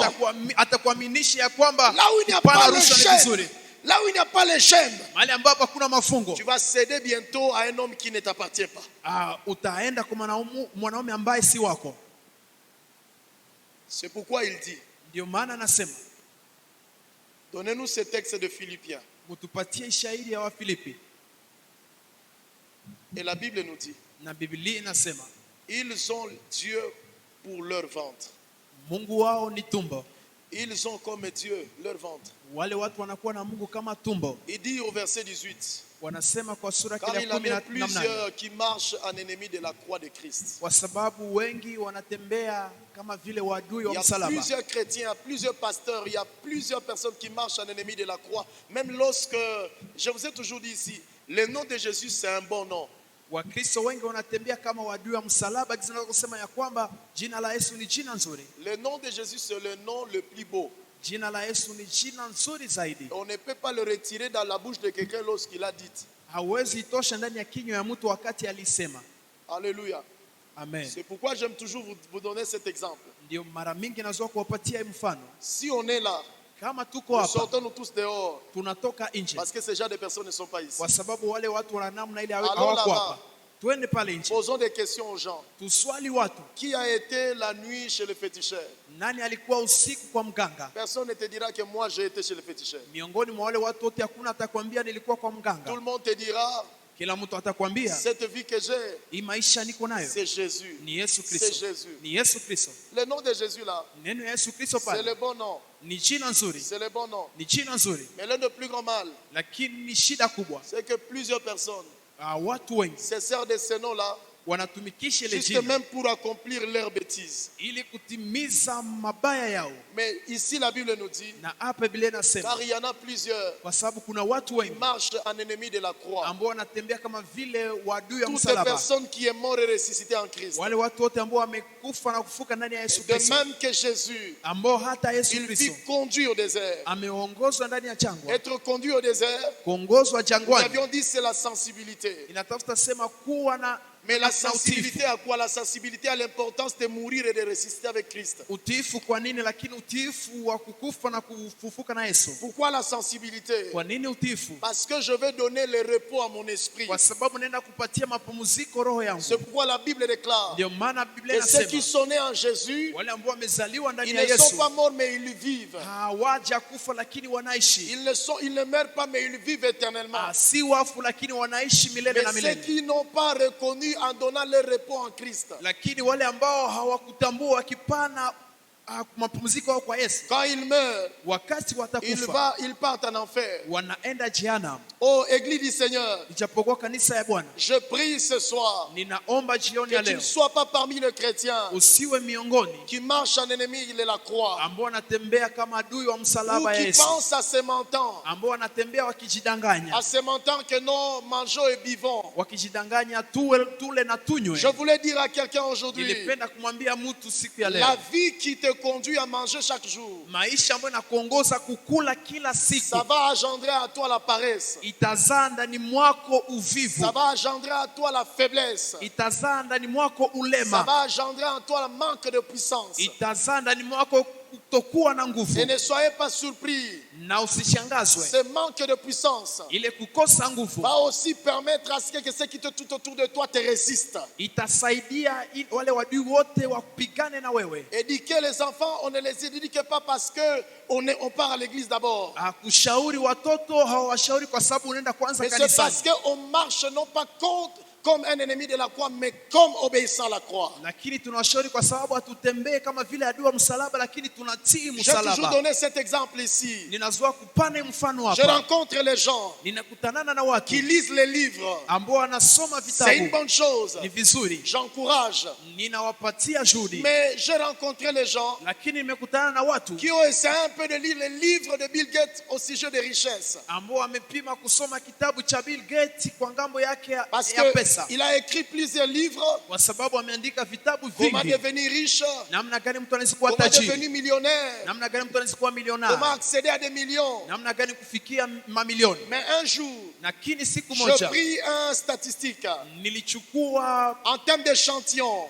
nilichukua namba Les fulani kwa personnes qui lisent les livres kufanya de tu Bill mfano. Gates, les personnes qui lisent les livres de Bill Gates, Watu ambao walikuwa soma kitabu cha Bill Gates, malgré qu'ils possèdent leur argent, ijapokuwa walizani walikuwa na pesa, ils ont entrepris quelque chose. walianza kazi fulani. Mais la grande question qui m'a toujours inquiété, Lakini swali kubwa ambalo ninaziswali, pourquoi ils ne sont-ils pas encore aujourd'hui devenus millionnaires comme kwa lui? nini mpaka leo hawajakuwa milionari kama Bill Gates? Parce que outre les mots que tu lis, Kwa sababu zaidi ya maneno ambayo nasoma, eh bien, il y a la dimension qui ne présente pas dans les livres. na vizuri kuna kiwango ambacho kionekane ndani ya kitabu. Pour le savoir, Ili uijue, il faut s'approcher de lui. inabidi umzogelee, Il faut vivre dans son environnement. inabidi uishi ngambo Mais il yake. faut que lui-même maintenant vous ouvre son cœur. Na sasa inabidi Bill Gates mwenyewe akufungue moyo Mais le wake. Seigneur, Lakini Bwana dans la parole, ndani ya neno il nous a ouvert son cœur. alitufunulia moyo Il wake, nous a ouvert son cœur. alitufunulia moyo wake, Et en nous ouvrant son na cœur, kutufunulia moyo wake, lui-même est descendu. ye mwenyewe akashuka, Et lui-même en descendant, na ye mwenyewe kwa kushuka il a vécu aliishi et il nous montre na akatuonesha qu'il fut conduit. maisha na akaongozwa Il fut conduit na par akaongozwa le Saint-Esprit. na Roho Mtakatifu. Et la Bible nous dit, Na Biblia inasema il passa 40 jours, akapita usiku 40 40 nuits, na usiku en train de 40 jeûner. akifunga na Et kuomba. nous avions dit ici, Na tulisema hapa, comme nous venons de l'ajouter, hizi tumeongeza. est-ce que Jésus n'avait pas besoin de manger? Yesu hakukuwa na haja ya kukula. Est-ce que Jésus ne pouvait pas se contenter de sa nature? Je, Yesu angefurahia utu wake, Mais il a voulu nous partager plus que se contenter. lakini alipenda kutupatia zaidi ya kufurahia utu wake. Il a voulu nous partager plus que se contenter. Alipenda atufunze zaidi ya kufurahia utu wake. Plusieurs personnes Watu wengi sont en train d'échouer wanashindwa parce qu'ils se contentent d'une nature. kwa sababu wanafurahia ngambo fulani. Plusieurs foyers, Nyumba nyingi, plusieurs personnes watu wengi sont en train de marcher en dents dessus. wanatembea kinyume zaidi. Plusieurs ministres de Dieu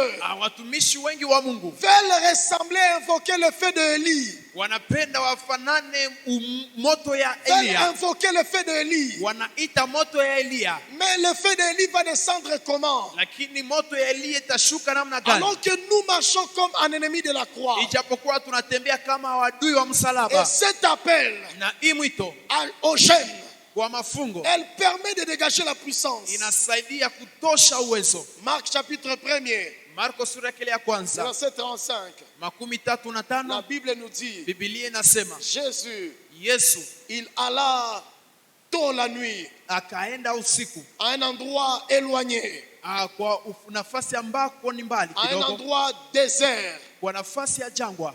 Il alla prier. Akaenda kuomba, Il alla prier. akaenda kuomba, Il était dans le jeûne. na alikuwa ndani ya Et mafungo. quand il est sorti, Na wakati les alitoka, disciples lui ont dit, wanafunzi wakamwambia, Maître, mwalimu, les gens que tu as nourris, wale watu ambao ulilisha ils sont à ta recherche. wanakutafuta. Mais Jésus leur a dit, Lakini Yesu akawaambia, allons de l'autre côté, tuende ngambo yengine afin que nous puissions y prêcher la parole de ili Dieu. tuhubiri neno la Mungu. Jésus pouvait se contenter du luxe. Yesu angefurahia ile Il mjulikano, pouvait se contenter de cette foule qui l'acclame. angefurahia ya ile umati ambayo ilikuwa Mais quand namshangilia. il est allé dans le désert, Lakini wakati alienda ndani il ya est jangwa, allé encore récupérer les besoins du cœur de Dieu. alienda chukua tena haja ya moyo wa Il est Mungu. allé récupérer les intérêts de Dieu par rapport à ce qu'il attend faire dans sa vie. Alienda chukua umuhimu wa Mungu ambao Mungu anachunga afanye ndani ya Et maisha nous le yake. voyons même Na tunaiona le hata jour où il fallait guérir siku ambapo ilibidi aponye la femme qui a aux pertes de sang. mwanamke ambaye alikuwa anavuja damu. Jésus a dit, Yesu akasema, une force m'est quittée. nguvu imenitoka. Une force m'est quittée. Yesu akasema nguvu imenitoka. Frères et sœurs, Ndugu na dada, la puissance uwezo était même dans les habits de Jésus. ilikuwa hata ndani ya mavazi ya Si Yesu. on prenait ton habit, Kama tungechukua elle mavazi transporte yako, quelle puissance? inabeba nguvu Si gani? on prenait ton habit, Kama tungechukua nguo elle yako, transporte quelle puissance? inabeba nguvu gani? Si on te prenait, Kama wangeukamata, tu transportes quelle puissance? unabeba nguvu gani? Et cette puissance, elle peut faire quoi? Na ile nguvu inawezifanya nini? Bien-aimés dans le Seigneur, Wapendwa ndani ya Bwana, je suis venu cet après-midi nimekuja jioni ya en leo transportant ce langage de Dieu. nikibeba hii msemo wa Mungu. Sortons dans les habitudes Tutoke ndani ya et ne kazoea, privons pas cette église aussi. tusikamate De kanisa, ceux qui ne privons pas cette église tusiime kanisa, de ce qui doit faire Dieu. pour de ce que Dieu est censé faire au milieu de nous, au milieu de nous, au milieu de nous, au milieu de nous. Je voulais lire un texte. Allez avec moi dans le livre de 1 Samuel. 1 Samuel au chapitre 3e. Je vais lire ce texte avant de clôturer. Et par la grâce de Dieu, nous allons continuer. Comme je l'ai dit, je marque quelque chose juste pour que nous ayons du temps à serrer la parole de Dieu. 1 Samuel chapitre 2, le verset 12. 1 Samuel 2, 12. La Bible déclare, le fils d'Élie était des hommes pervers. Et il ne connaissait point l'Éternel. Je voulais me pencher autour de les mots pervers. Sortons de cette vie chrétienne à l'image de pervers. Fais sortir ton foyer dans l'image de ce qui est pervers.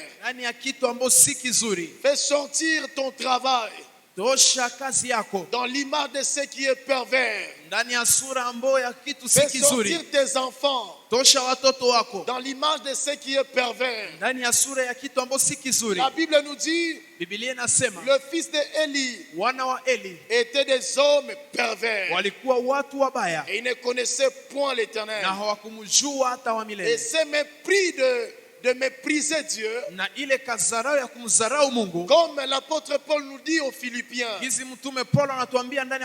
a engendré en eux le péché de telle scène que toute la ville pouvait en parler. Tout le pays pouvait en parler. Malgré que les gens y allaient, mais je me demande même comment les gens aussi pouvaient être pervers aussi à ce point. Mais ce que je voulais dire ici, lorsqu'il y a une vie qui ne veut pas gêner, ne soyez pas surpris et vous commencez à développer des signes de paresseux. Lorsque vous ne développez pas la vie de prière, lorsque vous ne développez pas la vie de jeûne, vous aurez du mal à écouter Dieu. Et là où vous ne savez pas entendre Dieu, là où vous avez du mal à entendre Dieu, eh bien vous allez écouter la chair. Et là où vous allez attendre la chair va vous conduire là où elle veut. Un peu comme j'ai toujours dit, quand je prêche sur l'argent, beaucoup de gens veulent que Dieu leur donne l'argent. Vous savez quoi? Vous pouvez avoir besoin du secret quand vous n'avez pas l'argent. Vous pouvez avoir besoin d'acheter un coca quand vous n'avez pas l'argent. Mais l'un des plus grands soucis, quand l'argent entre dans votre poche, quand vous aviez besoin d'acheter, vous réalisez que vous ne l'avez pas acheté. Le problème c'est lequel? Parce que là la chair vous conduit. Là la chair vous dit ce que vous devez faire. C'est pourquoi on a toujours dit, si vous voulez savoir qui est chrétien, donnez-lui l'argent. Si vous voulez savoir si réellement tu es chrétien, on te donne l'argent. Même là où tu nous disais que tu avais besoin de coca, nous ne serons pas surpris. Mais bref, cet argent va nous révéler seulement c'est quoi réellement ta chair.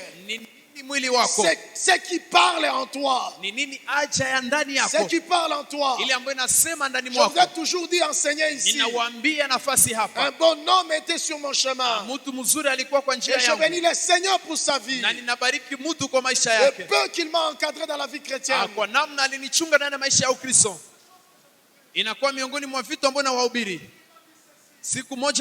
Il m'a dit, Homme de Dieu, Aliambia mtu wa Mungu, Dieu t'élèvera plus loin. Mungu atakuinua Mais zaidi tena. commence à prendre ceci. Lakini anja kuchukua Et elle hili serait dans ta vie. na itakuwa ndani ya maisha yako. Sache ceci. Ujue hili. Peu importe tout ce que Dieu te donnera. Ingawaje ile ambayo Mungu atakupatia. Sache que Dieu a déjà donné à d'autres personnes. Jua Mungu ashapatia Mais watu ce wengine que baadaye. Dieu te donne, Lakini ile Mungu il anakupatia. veut te marquer ta génération. Anapenda aoneshe kwa Il kizazi kyako. veut te faire démarquer par toi. Anapenda ashangaze kupitia wewe. Alors sache, Na sasa jua, quand Dieu te donne $100, wakati Mungu anakupatia sache que ces $100-là, anakupatia 500, tu n'as jua ile 500 pas besoin de faire la folie avec. hauna haja ya kufanya Parce uchawi que les pamoja naye. $100-là que tu as, Lakini ile 100 ambayo uko nayo, il y a pour d'autres personnes, kuna wengine c'est l'argent seulement. ile 500 ni pesa C'est tu déjeuner chez eux. ya kwenda uza chakula. Allô? Amen. Allô? Amen. Allô? Amen. On est ensemble. Tuko pamoja. Il y a d'autres personnes. Kuna watu wengine Pour toi, kwao toi, on te donne $100 à la fin du mois. wewe kwa mwisho wa mwezi wanakupatia $100. Mais il y a d'autres familles. Lakini kuna wengine $100 chez eux. $100 kwao. C'est l'argent de déjeuner pour les enfants.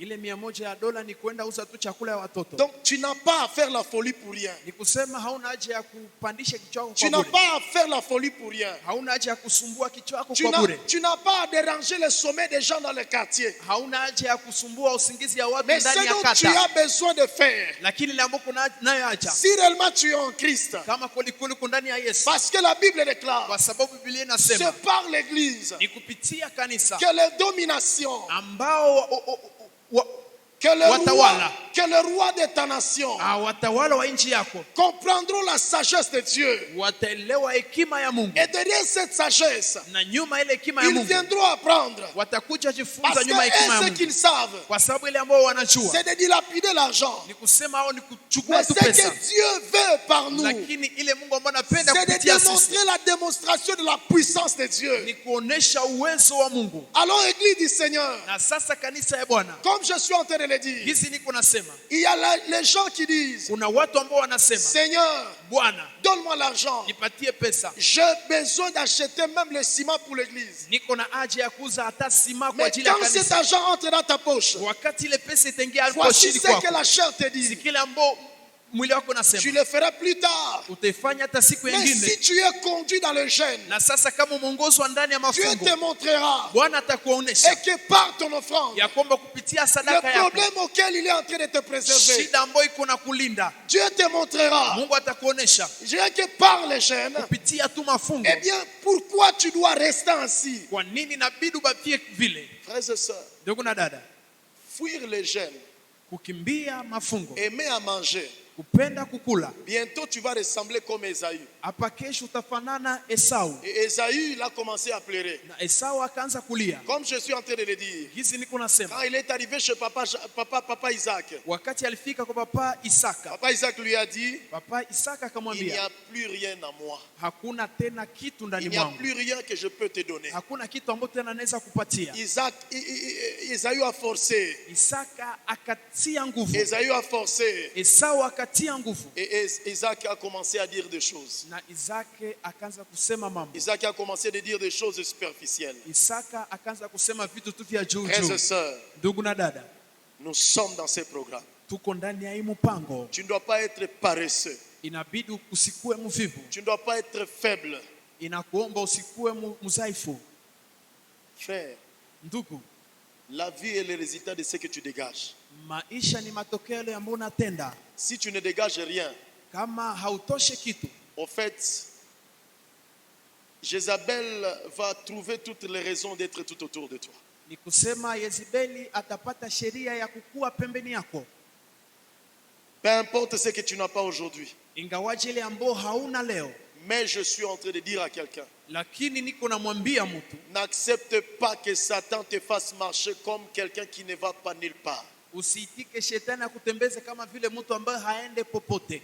N'accepte pas ça. Usiitike ile, N'accepte pas ça. usiitike ile. N'accepte pas de coucher avec quelqu'un par motif que tu as besoin seulement de bâtir quelque chose. Usiitike kulala na mtu kwa sababu tu unapenda tu ujenge kitu N'accepte fulani. pas ça. Usiitike ile Parce que kwa sababu ce que tu ne sais pas, ile ambayo ujui, le diable Shetani Il s'appelle le père du mensonge. anaitwa baba wa uongo. Et quand on parle de père, Na wakati wanasema toi baba, tu deviens la mère. wewe unakuwa mama. C'est-à-dire que tu es le réservoir par lequel sa pensée a été accomplie. Ni kusema unakuwa saki ambao mawazo yake litiliwa Tôt ou ndani. tard, il viendra réclamer son enfant. Wakati atakuja kuomba mtoto wake, Et son enfant, il peut représenter les divisions. na mtoto wake anazionyesha Son enfant peut représenter les divorces. mtoto wake inaweza kuwa ni Son kupewana enfant talaka. peut représenter l'orgueil. Mtoto wake inaweza kuwa ni kiburi. C'est pourquoi Deutéronome 28 est en train de nous dire, Na ndio maana kumbukumbu iko natafuta sema, même celui qui avait du mal à la mollesse, hata ya ule ambaye ou alikuwa na ugumu, la personne qui ne parlait pas, ama ule mwenyewe hakuwa nasema mais vizuri, les œuvres de la malédiction lakini kazi ya laana peuvent faire de lui une mauvaise personne. inaweza mfanya yeye akuwe mtu mbaya. Tu peux avoir une sœur, Unaweza kuwa na dada, tu peux avoir un frère unaweza kuwa na kaka qui basiquement était comme une bonne personne. ambaye kinyume alikuwa kama vile mtu Mais le mzuri, fait que les œuvres de la malédiction le lui demandent, lakini zaidi matendo ya laana gizi kuna il muomba, devient une personne de telle scène qu'on peut mettre des mains dans la tête et on se pose la question, qu'est-ce qui se passe? na nageuka mtu mbaya mpaka mwenyewe unajiswali nini napitika. Et la Bible nous dit, le fils d'Élie était des hommes pervers. Na Biblia inasema wana wa Eli walikuwa wana wapumbafu. Comme Philippiens 3 nous dit, Hizi wa Filipi 3 il y a des inatuambia chrétiens qui marchent en ennemi de la croix. kuna Wakristo ambao wanatumika kama Il y a wadui des wa églises qui msalaba. marchent en ennemi de la croix. Kuna makanisa ambazo zinatembea kama wadui wa msalaba. Alors dans laquelle on a du mal Ambao ndani mwake wanakuwa na ugumu. à prêcher la totalité de la parole de Dieu. Wanakuwa na ugumu ya kuhubiri ukweli wa Mungu. On voile la vérité de Dieu. Wanavalisha kweli ya Mungu. Et les gens acclament ceux qui ne méritent pas d'être acclamés. Wanaivalisha mafuta kisha watu wanashangilia na Une mwingi église qui ne shangiliwa. veut pas persévérer dans la prière. Na wanasema hawezi dumu ndani ya Je maombi. dirais une église qui ne veut pas persévérer dans le jeûne. Kanisa ambayo haipendi dumu ndani ya mafungo Qui na maombi. veut être paresseux. Ambao wanapenda kuwa wavivu. Bientôt développe la faiblesse. Hapa kesho watakuwa wavivu. Le péché va être acclamé. Zambi Les itashangiliwa. antivaleurs vont être acclamées.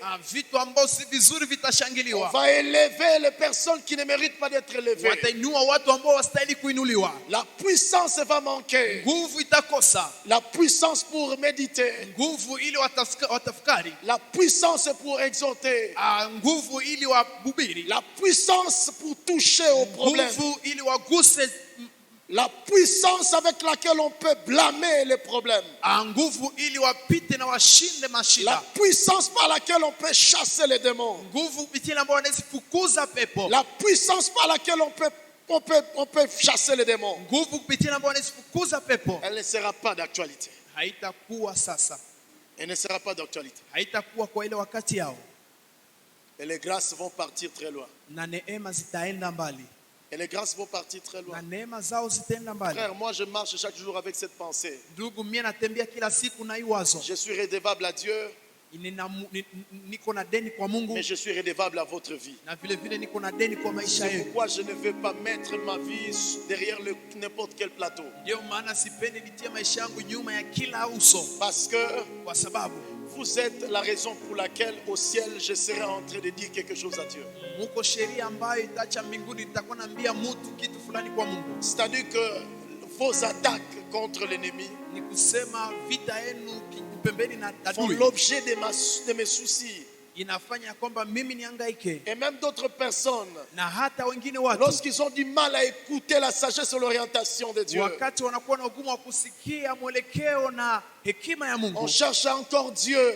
wanaenda tena wanatafuta Non, Mungu. je cherche encore Dieu. Ninaenda mimi tena Afin natafuta que Mungu Dieu terrasse l'orgueil. ili Mungu aende avunje ile Pour kiburi. que sa sagesse au temps convenable puisse être apportée. Na neema na hekima ya Bwana ikuwe tena kwao. Donc j'encourage l'Église. Ni kusema kanisa Nous sommes à un bon endroit. tunakuwa nafasi pazuri, Alors protégeons cette vérité de Dieu. na sasa tulinde Mais ikweli ya nous nous Mungu, rappelons ceci. Na tunakumbusha hii. C'est que plusieurs personnes Ni kusema watu wengi ont intérêt à attendre Dieu. wanakuwa na ugumu kumsikiliza Mungu. Mais la bonne manière Lakini namna que nzuri nous pouvons attendre Dieu ambayo tunaweza msikiliza Mungu parmi tant d'autres, miongoni mwa la zingine bonne manière namna qui nzuri rassure que le Saint-Esprit nous conduit, ambayo inahakikisha ya kwamba Roho Mtakatifu c'est inatuongoza lorsque nous conduit dans les chaînes. ni wakati ambapo inatuongoza ndani ya mafungo. Alléluia. Amina, Alléluia. amina, Alléluia. amina. Et bientôt, par la grâce de Dieu, Na hapa sasa kwa neema ya Mungu, alors que nous sommes en train de prendre léger, je pense que tu n'es pas en train. Il y a certaines personnes, quand ça arrive seulement 18 heures, donc tellement qu'ils courent à la maison, on dirait qu'elle poteza makuta. Et puis quand elle arrive à la maison, il dit, ouf, vraiment, il y a quoi 18 heures, munipatie kwa kwanza ibugali, frère. donc ni kukulele kidogo, na kuna wengine ambao wanaona nenia tu ile saa moja wanakimbia kwa walimu nyumbani waende Il wakule. faut qu'à un moment donné, Inabidi kwa wakati moja que tu fasses semblant à la nourriture. ukwesa vile wangaikie chakula, Et tu es en train de peser la manière selon laquelle ta chair répond à la nourriture. na uko unapima kwa namna ile ambayo mwili wako inaomba chakula. Alléluia. Amina, Alléluia. amina, Alléluia. amina. Et donc bientôt, par la grâce de Dieu, Na sasa hapa kesho kwa neema ya Mungu nous allons avoir des moments où nous allons être en prière en sec. tutakuwa na wakati ambapo tutafaa siku nyingi pasipokula. Fais semblant, ne regarde pas les voisins à gauche ni à droite, mais regarde-moi seulement. Fanya kama vile uone, Parce que quand tu usiangalie vas jirani regarder wa le voisin à pembeni, gauche et à lakini droite, angalia pasta. c'est comme si tu es en train de regarder qui va t'appuyer dans la résolution que tu veux prendre. Ni kama vile uko unaangalia mtu ambaye atakupatia sheria kwa ile mambo ambayo unatafuta kuchukua maamuzi. On est ensemble. Tuko pamoja, On est ensemble. tuko pamoja, On est ensemble. tuko pamoja. Tu dois attendre Dieu. Inabidi Pourquoi tu dois attendre Dieu? Parce usikilize que Mungu, le bonheur de plusieurs en dépend de ça. kwa sababu haja ya kila mtu inalingana na ile. Alléluia. Amina. Tu dois attendre Dieu. Inabidi uchunge Et Mungu. le fait pour toi d'attendre Dieu, Kwa kuchunga Mungu eh bien, nous aide na vizuri na tusaidia à vivre kuishi une vie abondante et débordante. maisha ya utele na ya kujazwa Alors, zaidi. bientôt, par la grâce de Dieu, Na sasa hapa sasa kwa nous neema ya allons vous Mungu annoncer et vous prévenir. na tutawaambia na Parce que kuwapatia le angalisho, Seigneur m'a dit, petit, kwa sababu Bwana niambia mtoto wangu, cet épisode, je veux que tu le dises à mon peuple, iki wangu napenda uambie taifa parce qu'il y langu, a quelque chose que je veux refaire dans kwa la sababu vie kuna de kitu cette kimoja ambacho napenda nifanye kwao. Nous allons passer le moment de jeûne à sec. Tutapitisha wakati wa mafungo pasipokula. Nous ne voulons pas avoir les dieux de ventre, Hatupendi tuwe na Mungu kama tumbo, mais nous voulons prier et chercher à attendre Dieu. lakini tunapenda tuombe na tumtafute Mungu. Cette année, Hii mwaka tu ne dois pas échouer comme l'année passée. hauwezi shindwa kama mwaka ambao unapita. Cette année, tu ne dois pas prendre les décisions pour les prendre.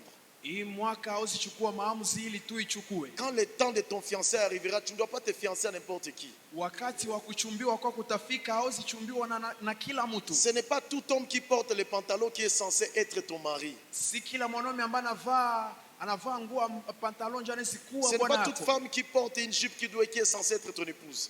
Si kila mwanamke ambaye anavala jipe njoo anazikuwa bibi yako. Mais vous qui êtes dedans déjà, donc ok, vous êtes déjà parti. Donc vous, on doit prier pour vous pour que Dieu vous donne le cœur pour rester là-dedans. Inabidi tuombele Mungu awapatie moyo ili Non, ceux qui sont déjà dans les mariages, Wale dites que ambao non, wako ndani ceci ya ne vous ndoa. concerne pas. hii haiwahusu. Alléluia. Amina. Donc pour toi, on doit prier maintenant pour que Dieu te donne le cœur pour rester dedans. Kwako wewe tutakuombea ili Mungu akupatie moyo wa kulinda ile unyumba wako. Si on te donne les gifles, on doit prier maintenant pour que Kama les gifles diminuent. wanakupiga makofi ndani ya nyumba yako, inabidi tuombe Mungu akusaidie. Alléluia. Amina. Alléluia. Amina. C'est pourquoi il faut attendre Dieu. Ndio maana inabidi Il kusikiliza faut Mungu. attendre Dieu. Inabidi kuchunga Mungu. Il faut attendre Dieu. Inabidi kuchunga Mungu. Parce que la famille, c'est un projet de Dieu. Kwa sababu jamaa ni mipango ya Mungu. L'entreprise, c'est un projet de Dieu. Kazi ni mpango wa Mungu. Alléluia. Amina. Alléluia. Amina. Si tu es alors dans la joie, Na sasa kama uko ndani ya furaha, Dieu est dans ses programmes. kuwa ndani ya mpango. Nous allons nous mettre debout parce qu'il nous reste 5 minutes pour terminer. Tutashimama kwa sababu natubakia tu dakika 5 ili tumalize. Nous avons besoin d'attendre Dieu. Tuko na haja ya kusikiliza Mungu. Attendre Dieu. Kusikiliza Mungu. Attendre Dieu. Kusikiliza Mungu. Attendre Dieu. Kusikiliza Mungu. Là, on n'a pas attendu Dieu. Mahali ambapo hatukuchunga Mungu, On va collectionner de 1000 problèmes. tutakuwa na shida nyingi. Là, on n'a pas attendu Dieu. Mahali ambapo hawakuchunga Mungu, On va être dans le piège de Satan. tutakuwa ndani ya mitego ya shetani. Là, on ne va pas attendre Dieu. Mahali ambapo tutachunga Mungu, Tu vas recevoir des grossesses utabeba mimba inutiles. ambao ni za bure, Et puis le jeune homme là va te dire, na kisha yule kijana atakwambia bye bye. bye. Tu dois attendre Dieu. Inabidi uchunge Mungu. Tu n'es pas une poubelle. Hauko kialala, Tu n'es pas une poubelle à ordures. hauko kialala ya kutupia uchafu, Tu n'es pas une poubelle à ordures. hauko kialala ya kutupia uchafu. Dis avec moi, je ne suis pas une poubelle à ordures. Sema pamoja nami, siko kialala ya uchafu. Dis encore avec moi, je ne suis pas une poubelle à ordures. Sema pamoja nami, siko kialala ya uchafu. Si tu as compris cette pensée-là, Umelewa hii wazo ya Mungu, alors commence à bénir les na Seigneur. sasa anza kuinua Bwana. Bénis les Seigneur. Na ubariki Bwana, Bénis les Seigneur. na ubariki Bwana, Bénis les Seigneur. bariki Bwana, Bénis les Seigneur. na ubariki Bwana, Bénis les Seigneur. bariki Bwana, Bénis les Seigneur. bariki Bwana. Cette semaine Hii chuma que nous avions commencé hier, ambayo tumeanza jana devant Dieu, mbele ya Mungu, tu dois avoir l'envol. inabidi ukuwe na Nous devons kuruka, avoir la sécurité. inabidi tuwe na ulinzi, Nous devons avoir la sécurité. inabidi tuwe na ulinzi. La sécurité. Ulinzi, La bonne sécurité, c'est lorsque nous avons entendu Dieu. ulinzi nzuri ni wakati Nous tulichunga n'allons Mungu. pas sortir parce que tout va mal. Hatutatoka kwa sababu yote inaenda vibaya. Non, Hapana, non, hapana, non. hapana. Alors prie Dieu. Omba Bwana, Prie Dieu. omba Bwana, Prie Dieu. omba Bwana, Et les soucis de modèle dans votre vie. omba Bwana ndani ya maisha Et les yako. soucis de bons modèles. Kuwa na haja ya Ne mifano marchez mizuri. pas comme un ennemi de la croix. Usitembee kama vile adui wa Ne msalaba. marchez pas comme un ennemi de la croix de Christ. Usitembee kama vile adui wa msalaba wa Ne kanisa. marchez pas comme un ennemi de la croix. Usitembee kama vile adui wa msalaba. Prie le Seigneur. Omba Bwana, Prie le Seigneur. omba Bwana. Ne cherchez pas à voir les dieux de ventre. Usitafute kuwa na Mungu kama tumbo. Non, mon frère. Hapana ndugu, Non, ma soeur. hapana dada. Ta vie a une grande bénédiction. Maisha yako yanakuwa na baraka Ta kubwa. vie a un grand appel. Maisha yako yanakuwa na mwito mkubwa. Notre vie, c'est un grand appel. Maisha yetu ni mwito Prie mkubwa. le Seigneur, mon frère. Omba Bwana ndugu, Prie le Seigneur. omba Bwana, Demande et désire. omba Bwana, Demande et désire. omba, Demande et désire. omba kwa ajili uweze, Demande et désire. omba kuweza, Demande et désire. omba kuweza, Demande et désire. omba kuweza. La Bible déclare, Biblia les inasema gens qui marchent en ennemi de la croix, watu ambao wanatembea kwa adui wa msalaba, leur fin c'est la perdition. mwisho yao ni kupotea, Leur fin c'est la perdition. mwisho yao ni kupotea, Leur fin c'est la perdition. mwisho yao ni kupotea, Leur fin c'est la honte. mwisho yao ni haya, Leur fin c'est la honte. mwisho yao ni kupata Leur fin haya, ce sont des larmes. mwisho yao ni kulia, Leur fin ce sont les larmes. mwisho yao ni kulia, Leur fin ce sont les larmes. mwisho yao ni kumwanga Leur machozi, fin ce sont les larmes. mwisho yao ni kumwanga Leur machozi, fin ce sont les larmes. mwisho yao ni kumwaga Mais machozi. Dieu ne veut pas que nous Lakini donnions de larmes. Mungu hapendi tumwage machozi. C'est pourquoi tu pries. Ndio maana unaomba. La Bible déclare, Biblia inasema ils ont pour Dieu leur ventre. wanakuwa na Mungu tumbo yao, Ils ont pour Dieu leur ventre. wanakuwa na Mungu tumbo yao. Ah, tu dois jeter Inabidi utupe les dieux de la nourriture. ule ambao ni Mungu wa Les chakula, dieux de la nourriture ule ambao ni Mungu wa qui te chakula, fait croire. ambaye Si anakuaminisha tu n'as pas mangé, kama hauchakula tu ne peux pas t'en sortir. hauwezi toka. Qui te fait croire Ama nani et anakuaminisha que non, ya kwamba si hapana, tu n'as pas mangé, kama haukukula oh, tu n'es rien.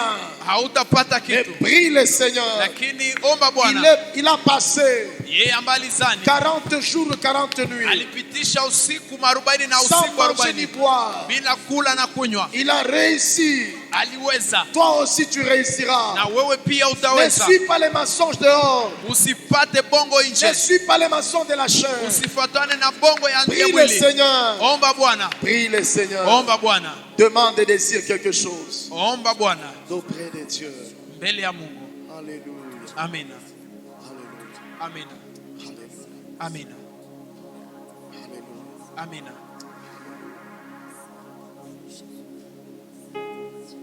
Confessons la grâce. Tukiri neema, Oui, ndiyo le bonheur et wema la na grâce rehema m'accompagneront zitanifuata tous les jours de ma vie. kila siku ya Et maisha yangu, j'habiterai dans la maison na nitaishi ndani ya nyumba wa milele jusqu'à la fin de mes jours. mpaka mwisho wa Avec maisha ma yangu, vie abondante. pamoja na maisha yangu ya utele na ya kujazwa zaidi. Amina. Que Dieu te bénisse. Mungu atubariki. Que Dieu nous bénisse. Mungu Tu atubariki. salues une personne ou deux personnes. Unasalimia mtu mmoja Et tu lui wawili dis courage. na umwambie toa shuhudi. Courage. Mwambie kuwa na shuhudi.